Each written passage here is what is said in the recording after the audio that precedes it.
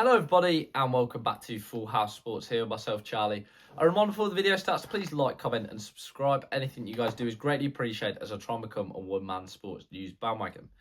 Now, I did a video yesterday, apologies for the late reaction to it, talking about the recent news surrounding English rugby and the Prem, and promotion relegation being scrapped, it being a ring-fenced league, potentially moved to the franchise model, all sorts of going-ons in English rugby and with the RFU. And an article that caught my attention and is still catching my attention is one that I think The Guardian put out last week, but it's definitely something that sort of raised my eyebrows and made me question what the future holds for the Prem. And that is, in case no one knows, the article that suggests that Tom Brady's consortium, Knighthead Capital as they are known, who also own Birmingham City Football Club, are potentially tempted by an investment in a rugby team or a top-flight rugby team in the city of Birmingham. Now, Birmingham at the moment does not have a top-flight rugby team. It did used to, Birmingham Moseley. They were one of the founding members of the Courage First League back in 1987. However, they have now been relegated again, and find themselves now in National League One. Of course, the region has had rugby teams before, which is what I'm going to talk about in a bit. Of course, Wasps, recently, the ill-fated Wasps, have moved to Coventry. That move didn't quite work out for them. But the West Midlands hasn't had a professional rugby team, or Birmingham hasn't, since Birmingham Moseley. And it looks like Brady and others, Tom Wagner, are looking at putting the team in Birmingham. Now, they are trying to build what they are phrasing as a sports quarter in Birmingham.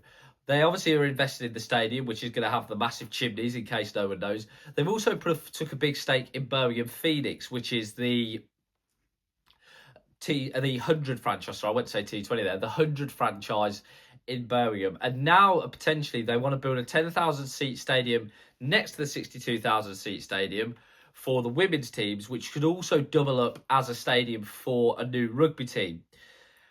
What to make of this? Well, I hope this isn't the move that the RFU have concluded is a good idea, because fundamentally, I don't think it will work.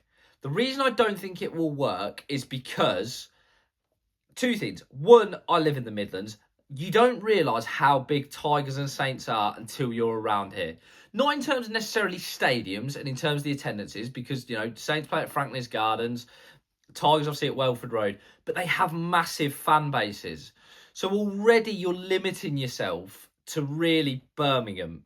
And I would say Coventry, but two things. Coventry also has a rugby club that have ambitions, or did have ambitions until this move of getting promoted themselves. And also a lot of fans, I think, around that area have probably also got their allegiances settled with Saints or Tigers. Secondly, the reason I don't think this is going to work is because there's no history there. You know, you look at the Prem and there's some real sort of the old guard of rugby. Now, I've said already on videos, I think the RFU are too traditionalist in their approach. I think they don't seem to want to expand the game outside of its traditional heartland. But it's got to be organic growth. You can't just plant a team in Birmingham and say, right, fill out 10,000 every week, because there's no history to it. And people are going to go, well, no, because unlike where, let's say, the 100, where it's 8 new teams because it's a brand new competition, the Prem has been around for a long time. Professional rugby has been around now for a reasonably long time in England. You're not going to be able to just put a team there and go, well, look, this is it now. You've got to come support us.